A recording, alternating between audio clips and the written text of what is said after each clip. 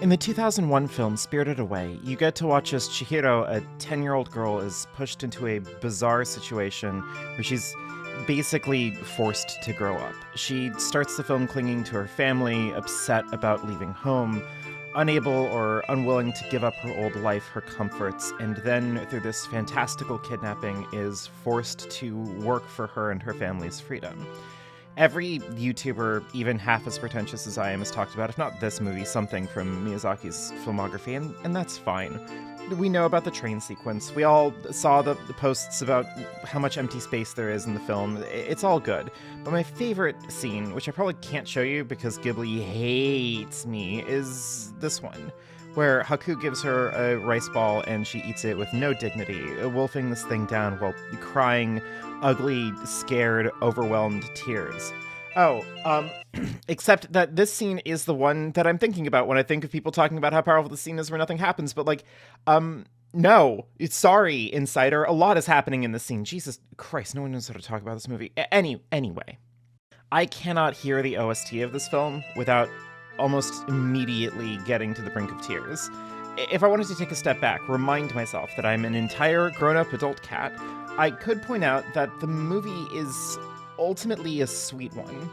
Hayao Miyazaki has made a lot of films, and of the ones I've seen, this is very much not one of his more upsetting, dire ones. There's no big, horrific war, no marring of the natural world, no particularly callous sense of a greater existential sense of evil.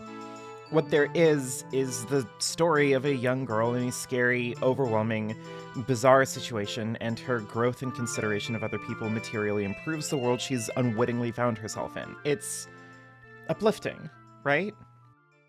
But that isn't what I think about. You can, in a calm, collected way of approaching the film, see what happens in it as it is. It's a very textured but understandable story of growing up. She has to leave parts of herself behind.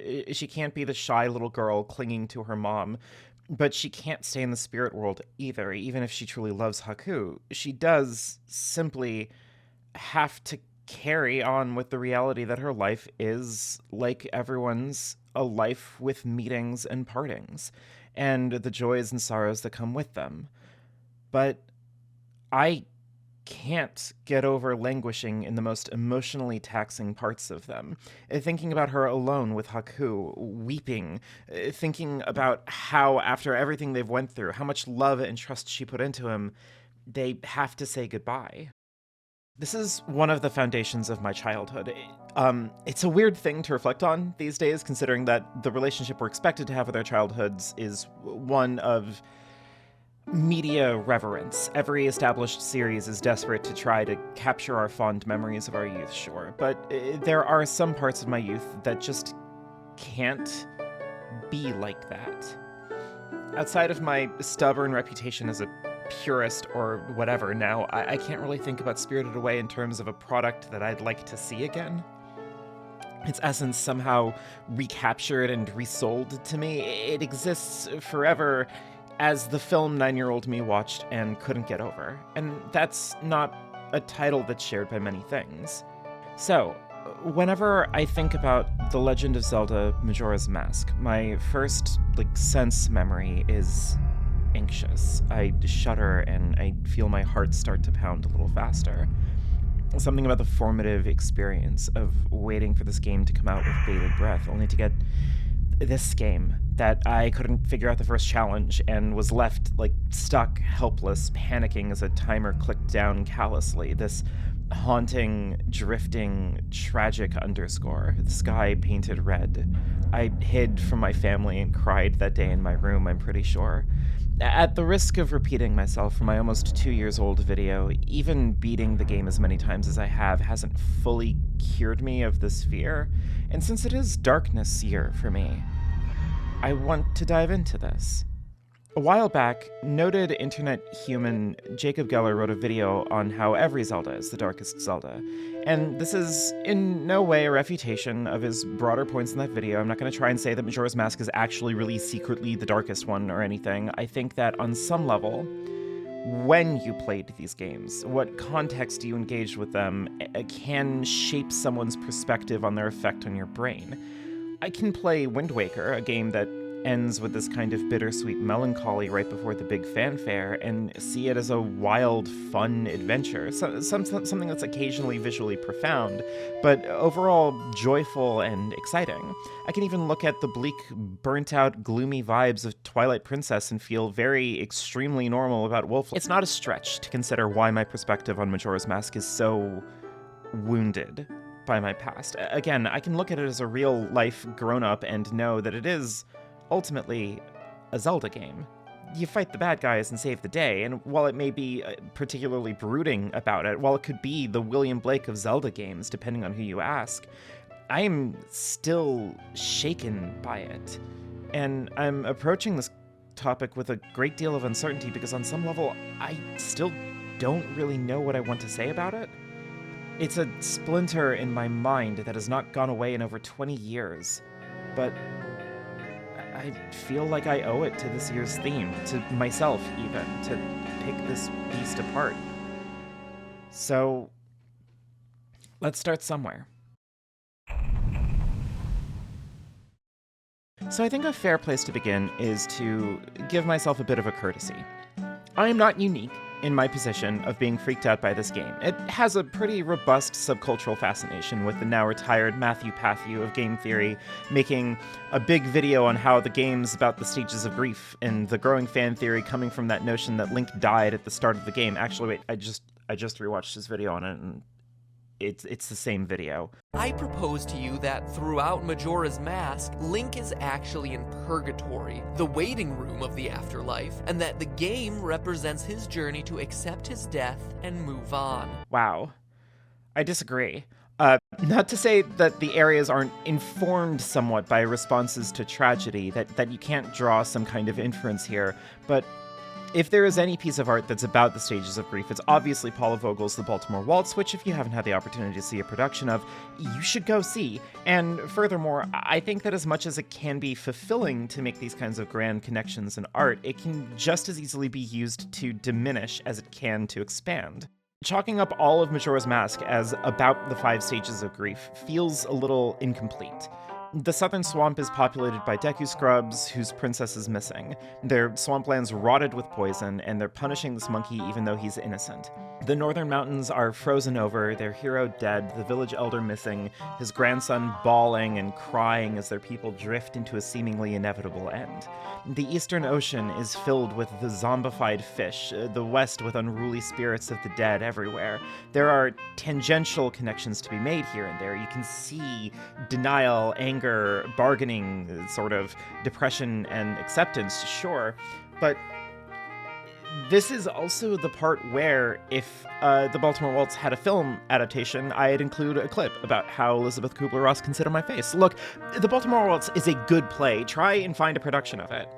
The point is that these emotions are, yes, here. And yes, the game's morbid sensibilities make it a pretty easy point of connection, but morbidity alone doesn't really mean anything. The existence of the game as a collection of edgy elements and visuals and a notorious creepypasta doesn't really explain what the game accomplishes. There is an undeniable tension here that rests in the heart of my interpretation of the game. The way it's been used to create hot takes and weird horror things, and what the product actually is. Like, okay, it is not that deep of a text, sure, but complexity of writing isn't the only measure of how much art can deal you psychic harm. If there's a reason why I'm meandering around this point, it's probably because over or understating this game, its ideas, its story, context, etc., feels kind of disrespectful, and trying to suss out that balance is tricky. I don't think I can appreciate a theory that seeks to make the game clever, connected to some grandiose world building or series lore. I don't like the Zelda timeline, official or no, because I think that transcribing art into a series of literal plot points that can be mapped onto a timeline gives all the illusion of a satisfying puzzle solved, while shortchanging the depth of what's there. Does it matter?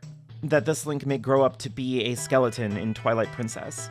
Does it make the game better if you can kind of make the connection that the Gorons represent bargaining because one of them begs to be brought back to life? The struggle with this game, the reason why it hits as much as it does, is in its capacity to resonate with personal experiences, right? Like, the game is structured as a series of complex interpersonal and environmental crises.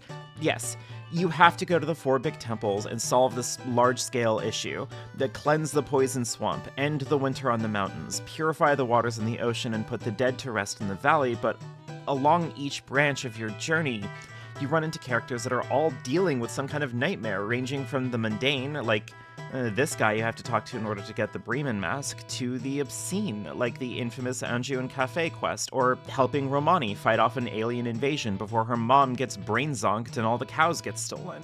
It's not exactly hard to see the appeal in this game, how it can become an obsessive nightmare of aligning schedules, planning ahead, going for maximum efficiency, like me doing 2 dungeons in 1 cycle. Look at me go. It's compelling. For as frustrating as it can feel to work this hard only for your progress to be reset every time you reset the clock, sans key items, of course, making the game work can feel satisfying in a way that no other Zelda title can, right? It's like teaching you how to start thinking about speedrunning. Is that enough, though?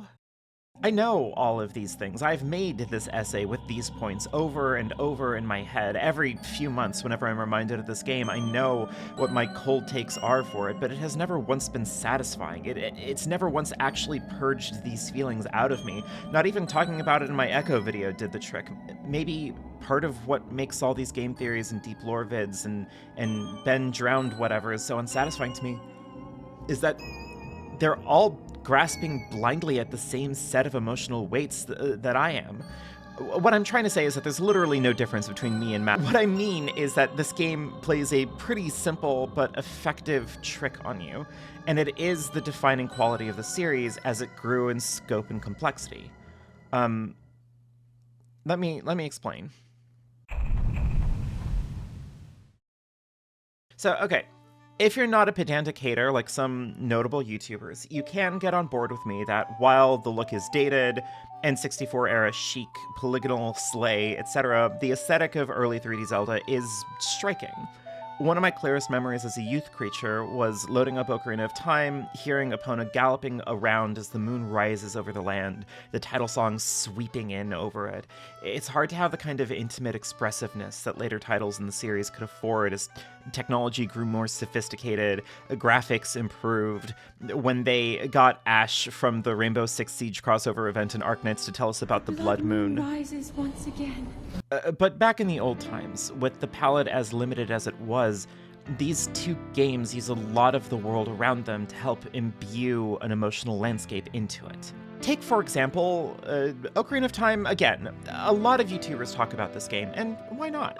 But the thing I find interesting is that Hyrule Town, while being fun and full of life and vibrant, is, as a matter of pure mechanical terms, kind of empty.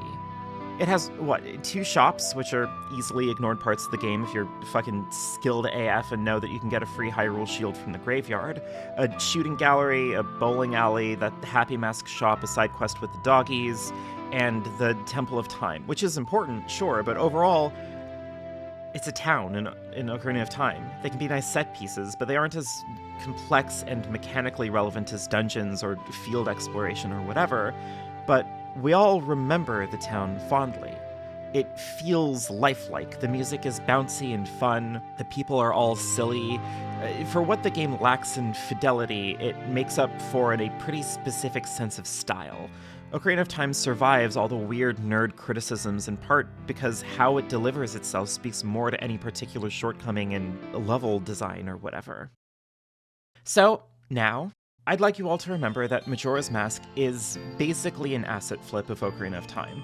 In a way, this game has a similar energy to Toby Fox's Halloween hack of Earthbound, except that they were paid to do it and they didn't put swear words in. Riding off of the most powerful aesthetic engine provided, the game has worked hard in a punishingly small time frame to define itself as a different title. Originally devised in part as an expansion to Ocarina of Time, the game's structure lends itself to this departure, sure, but honing in on the visual language for a moment, it makes the vibes here undeniable. You don't really need to do much to make the game unsettling or creepy. The characters tragically reckoning with death, with a looming apocalypse, with inexplicable losses and complications, and where Ocarina of Time's music was grand and gentle and poignant at times, creating the feeling of a beautiful and meaningful journey. Koji Kondo went to work again to make Majora's Mask sound mournful, creepy at times, sure, but this is where I again disagree with the use of this game as creepypasta fodder, because the overall tone of the OST is forlorn, not unsettling. For every track that is kind of creepy, like the Happy Mask Salesman stuff, or Speeding Up the Clock Town track on the final day, or like, I don't know, Sharp's Death Melody, there's like 3 or 4 tracks that are just deeply melancholy. The Song of Healing, for example, as it underscores people finally finding peace with their tragedies, usually their untimely deaths, hits a really elegant balance. It's soothing, a gentle melody, but it's also slightly off. If I were a naive kitten, I'd talk about how it's probably in D minor, the saddest key, and that's why it's so tragic. But 1, it's in A minor, and 2, I think people put way too much stock in major minor keys dictating the emotional depth of a song. Instead, I think the song sits in a weird balance, kind of in the same way that other elements of the game function. Link's model remains as it was, seemingly heroic and brave in the face of many things, at least outside of certain cutscenes, leaving the rest of the game to pick up the slack around him, to paint the intensity of any given event.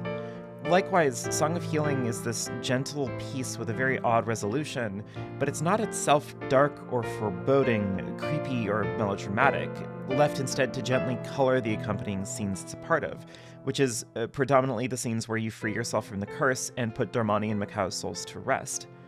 It is also the theme playing inside the clock tower, the only consistent location where time doesn't flow. It's evoking a similar vibe that the typewriter rooms in Resident Evil 4 are, that kind of contextual holding ground amidst the emotional turmoil. I think the more relevant counterpart, beyond it using the inverse notes of Saria's song from OOT, would be the Oath to Order. It's a very, very weird song within the game. You only hear the version with the ocarina accompaniment the first time you learn it, but the backing track is played whenever the giants come up in the story. Its presence is very muted. It rarely shows up, but its impact is lasting, powerful. Honestly, Majora's Mask uses some of its new songs with a lot of careful thought, and that, I don't know, it's powerful. Like the way that the game wants to blend narrative, visual, and aural elements together to paint as complex and emotional picture as a game for kids can. Oh, okay, look, hear me out. So in the 2001 film La Pianiste, they do this really fascinating thing with the classical pieces that mark each phrase of the film. See, contrary to a common method of trying to onboard an audience member to the context of any piece of diegetic art within the thing you're watching, you can just tell, like, cumulatively through the cinematography, through Isabelle Huppert's minuscule shifts in expression as her director thinks about new ways to ruin my life. You know, actually, there's a lot to be said about this.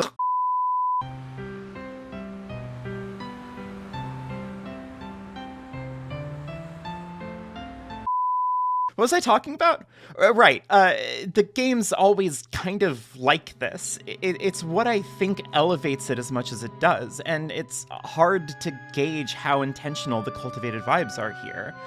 In a lot of ways, the game is deeply conflicted. This has to be identifiably Zelda, right? You have to traverse dungeons, solve puzzles, have combat, get item, and eventually kill the big boss at the end. You have to be made to feel suitably heroic, like you're going on a real adventure, and while the subgenre of vaguely melancholy Zelda game would doubtlessly boom in the games to come, this one's stuck in several crossroads. Alongside the visuals and OST's pretty remarkable work, the gameplay has this weird sense to it. Like, okay, the Bomber's Notebook. Here are all these slots for NPCs you meet along your journey, what they're up to in these 3 days, and you get a big happy sticker once you completed each NPC's stuff. I do them every playthrough. It feels good, right? You can personally fix everyone's problems, involve yourself so much that you can give everyone here some temporary reprieve, and also the Gorman brothers. But none of it can be truly satisfying, right? Every victory is temporary outside of what mechanical progression it nets you. Every accomplishment washed away inevitably as time resets. It's well-trodden ground to reflect on this, but it is pervasive. No matter what you do, your deeds will wash away in time. Every problem you solve wound gently back into position until you can solve the one biggest problem. So is that it? Then, have I really dragged you all on this big journey and learned about the Dorian scale for literally no reason because I cut that bit out of the script, all so I could hate you with a very obvious point that it's fucked up and sad, that all your accomplishments will be washed away? If only there was a final day to wrap it all together or something, but what? What would I even say at this point? Well, Okay, isn't it weird how we talk about these quests, though? Hear me out. I've beaten Majora's Mask like 3 times in my life so far, I'm pretty sure. I haven't even beat all the other games. I just have returned to this one still. And here, at the end of my most recent playthrough, I'm reminded of exactly what it felt like to beat Ocarina of Time and Wind Waker, 2 games that have this grand epic scope woven together with these little bits of melancholy. You're triumphant, you're a hero, but you must return to your own home. You must live your life again as it once was, knowing that you've made the world different, better. You know, Ocarina of Time ends with you being sent back to your original time, yes, but you also speak with Zelda once more anyway. Wind Waker, for as striking as the ending battle is, denouements with you setting sail once again. The world freed from this evil so you can explore freely, embodying the spirit of the people you've come to love. What happens at the end of Majora's Mask? Everyone likes to point out that at the end of it all the good endings of everyone's stories are revealed. A huge parade is thrown. Hell, even the Skullkid gets to be forgiven and reunited with his friends. He is, after all, an innocent prankster who got in over his head. But once all is said and done, once the celebration is over, your achievements immortalized on a stump here by the Skullkid himself, the game concludes with you as you were, trotting Epona through the woods. It's thematically appropriate, perhaps. The hero returns to the world he left behind, or whatever Campbell was into at the time, that sick freak. But the vibes are off. He hasn't come back changed so much, has he? The world of Termina exists surreally to the world, something you fell from a great height into and have seemingly escaped to return as you once were. The people happier, the world given a new future. And you're... what? Here? Having MatPat's idea of purgatory, or... Granted, there's a lot of creative license in these games, don't get me wrong, but Nintendo has always taken falling very seriously in 3D Zeldas. I'm sorry, I can't rewatch that video right now. But I think it goes a little deeper still. Having this would feel maybe a little sad, sure, but appropriate enough. Kind of like how Link's Awakening ends, right? This cute little Game Boy title with all its wacky adventures and puzzles, and it ends by dissolving everyone you've met as the dream finally ends, but it feels okay somehow. You've done well. You've freed yourself of this situation. You've helped a giant dream whale or something, and now you're moving on. Kind of like how Spirited Away did things, but, you know, for kids. This thing, though. I think the roots for this final little gut punch dug in much earlier. It isn't just that everyone will forget the kindnesses that you've done for them once the clock resets, right? Clearing the swamp to purge the poison is nice, and maybe the closest you get to having people directly feel appreciation towards you. But you save the monkey who's happy about it, you make enough of an impression that the butler makes you do his gay little race because you remind him of his dead son for lore reasons. It's the first major dungeon, and you're expected to do it, and it's good, but it's also the last time you get a reception like that. Arguably more substantive a change is clearing Snowhead, where you bring warmth back to the mountain, melt all the ice, avert a disaster that would have killed all the Gorons on the mountain. And they're happy, sure, they remember and regard you warmly as Darmani, who they don't know is dead, but it already feels less personal. You're not really the hero they see you as. It's a subtle point, but it's made even more clearly in Great Bay. I think the last time I beat it, I basically didn't have to interact with anyone. And I never even had to talk to any of Macau's bandmates. Purifying the waters, quelling the storm, really had something more to do with the pirates who hate you, the Zora eggs, Lulu, and this fancy doctor man, and a big old turd. Do I really have to explain the valley by now? It's almost comical how distant everything is, how lost everyone in this place is, because you're almost exclusively dealing with the spirits of the dead. No, I'm not just avoiding talking about it because it's where all the zombies are and I'm a scared little kitty. Okay, fine, look, for whatever reason. This most recent playthrough made me think about this scene. Healing,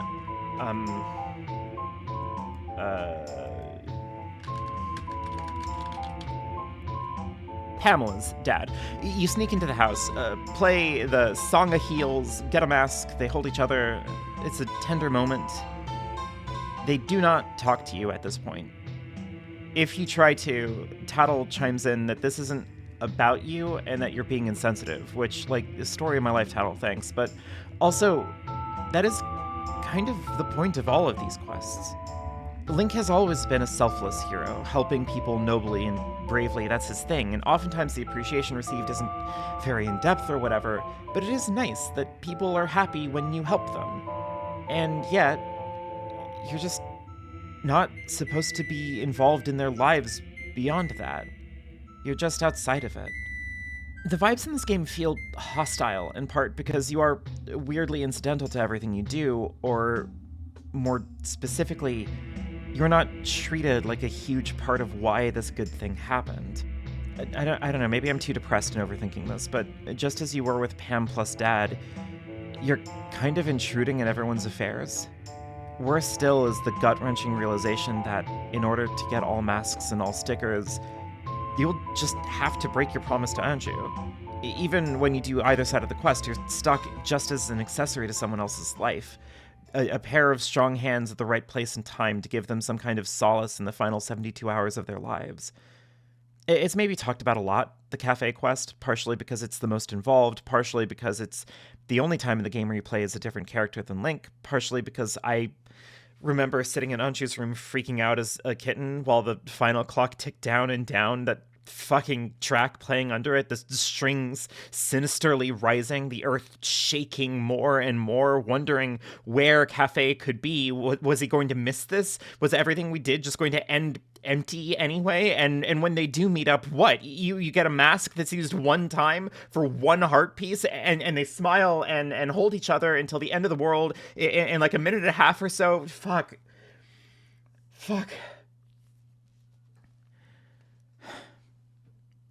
I don't feel satisfied playing this game. I do all of these things, even though fighting Majora at the end isn't that tough, even without Fierce Deity's mask, but it doesn't feel like I'm healing anything, that I've corrected some primordial part of my childhood. Just as I can never actually let go of the part of myself that wept over Chihiro never getting to just have her family and her love and her friends all at once, a sorrow that plagued my entire childhood, dealing with divorced parents, long car rides to and from different sides of the family, never laying down roots anywhere. And here, again, I feel Link as this figure, here to do this task, receive payment, mend hearts, and then discarded. The closer I get to digging through this game, the more I feel like it stands at a crossroads of a bunch of things that were happening to me at the time. The energy of the game gets so incredibly transient. You're never more invested in the lives and particulars of NPCs in a Zelda title basically ever again. But also, you cannot have a real invested relationship with them. It's like anti-gachapon style character development. You have to get to know these characters because they can provide you with benefits, but they cannot maintain a real relationship with you.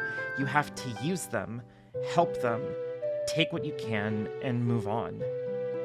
This, I think, is why the vibes in this game are so off. The weight of this title bears impossibly down on the soul of this repressed 9-year-old. They didn't even know about pronouns or being a Therian or the lasting damage done by a film I'm contractually obligated to not speak about. They were stuck playing this game that looks like one of their favorites, brimming with characters that you reunite with who are thrilled to see you again, and then crash-landed into this game where everyone is about to die and giving them comfort is always cold. That's why these fan theories don't sit right either. This isn't about grief or acceptance. This is grieving and losing. Like, what it feels like. Like, you're scrambling and doing things, you're working and helping people, trying to be as good as you can, and then you vanish, permeating out of people's lives as soon as you've done what they needed from you. When you go up into the moon, these little brats just straight up quiz you over the DSM-5 criteria for autism, and then when you save the world, destroy the moon, wake up again, see that the Skull Kid, a stand-in or metaphor, or maybe even literally the imp from the legend that you put a jump scare ass horror type torture device onto to listen to your Gmod tell you, he gets to recognize that the giants still think of him as a friend. They part from him, not as an abandonment, but as part of their duties to this world. The Happy Mask salesman even talks about the bittersweet nature of life, how greetings are inevitably followed by partings, and then Tattle, your companion through this game, she just tells you to leave. Like, seriously, she brings up that there's a big party about to happen and that they have to go to that, and you should probably go before it starts. You cannot be a part of this world outside of your capacity to fix it. You're not a person in Majora's Mask. You're an outsider, an anonymous hero, remembered only by the few handful of people from your own place, the Skull Kid, the fairies, but otherwise you're washed away as Termina moves on without you.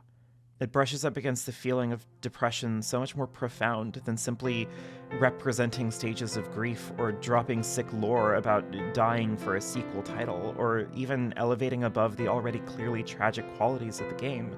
Yes, everything you do until the end gets washed away every time you play the Song of Time, but you will never be in a reality where you aren't washed away from their lives, compelled like the giants to save them and leave, maybe immortalized one day as the imp was, some figure, an abstract concept of a hero. This is why I think the game really does excel among its otherwise competent and heartwarming other titles. Wind Waker, Twilight Princess, Ocarina of Time, Breath of the Wild, they're all fine enough games. I do like them and think they're good or whatever, but Majora's Mask doesn't really give you the kind of satisfaction of the other titles.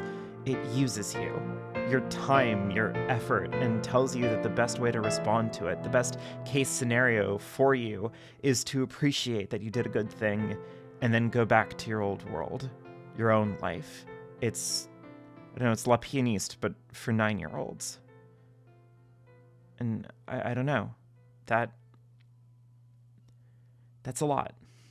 A lot. I'm not even sure how I'm supposed to end this. How to come away with some kind of affirming idea, some culminating conclusion that makes it better. The game is good, but even now, withered and aged as I am, I don't feel good at the end of this game. I feel selfish and gross, like I've wanted something that obviously I shouldn't. Greedy for wanting to feel like my good deeds warranted a little more than being asked to leave before everyone else gets to have their fun. But it kind of makes sense. Hear me out. It is a game centered around masks. Thematically, aesthetically, mechanically, sure, but masks are artifice. You aren't remembered. You aren't a part of their world. You entered it, disguised, transformed, and you progressed through it by donning more and more complex disguises, putting more and more distance between you and them. One of the kids in the Moonside dungeons asks you if the face you have behind these masks is your real one. And I'm trying to not make this like a thing about autism, but like it does hit a very particular anxiety of mine around this. Okay, I'm not an expert in this field. I don't even feel super comfortable saying clearly and directly that I'm autistic still, even if I am pretty sure it's true. But one of the anxieties I have is that Well, as a professional human impersonator, I've spent most of my life refining and composing my public self, so much so that it genuinely hurts to consider what is underneath it all. I don't know who I am under the various performances of a person I put on, and that scares me existentially, but it also creates this bizarre second order anxiety around the nature of my deceptions.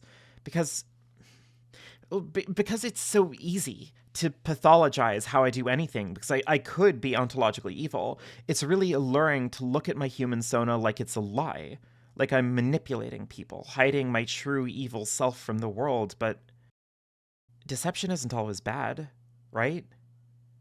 Sometimes a lie is important to mend someone's heart.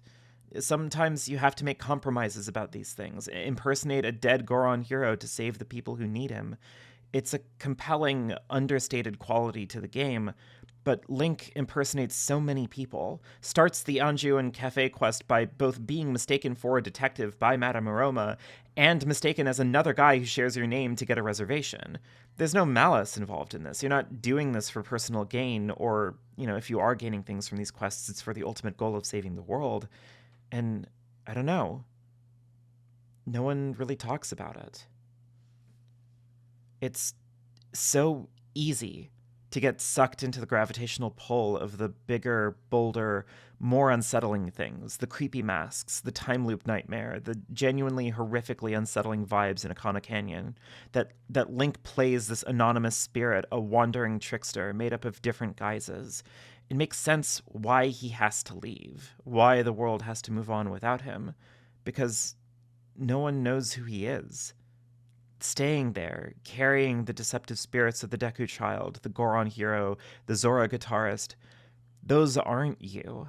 They can't be you. And the people of Termina have to move on from that, have to bury them, remember them, and live. As silly as it is to do the hot take game theory about Link being secretly dead all the time or whatever, I can see why people could be drawn to it. The energy is there, right? You carry on the final will of these other figures and then disappear, lost to time. I get it. But I think for me, trying to solidify this game in some kind of concrete term as a collection of points along a timeline or a fan theory, it can't grasp the evocative feeling that you've stepped into something that looks almost like this beloved other game in a search for something else. Some kind of answer from the vaguely bittersweet conclusion you're given, but ultimately, you will never find your answer. You'll never reunite with your friend. You'll never be the kind of hero you were before it was washed away from time once more. And still, I know that deep down, I will inevitably play it again. And when I do, I will help everyone again. Because I cannot help but care about the capacity to do good in this world. Even if it goes unnoticed. It is the right thing to do. Maybe that's something we can take away from this game too. Thank you for watching. Special thanks to Alexi Angelica, Athena Stripes, Bees Louise, Blair Enix, Blueberries in My Coffee, Colleen T, Evan Kearns, Foxy Hex, Gail Simmons, Grizz, Lewis Wells, Low Res, Maria Aladren, Michael McNay, Moko Lapin, Narai the Redmarked, Noun Verbally, Philip Pryor, Professor Bopper, Rob Leon, Saint Rawberry, Trade Good, Valerian Wraithwall, and Zetetic. Thank you all so much. The gamer sees what the gamer most wants to see.